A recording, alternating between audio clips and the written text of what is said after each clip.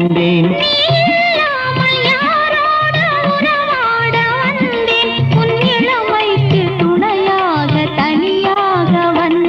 நான் மலரோடு தனியாக ஏன் இங்கு நின்றேன்? என் மகாராணி உன்னை காண ஓடோடி வந்தேன்.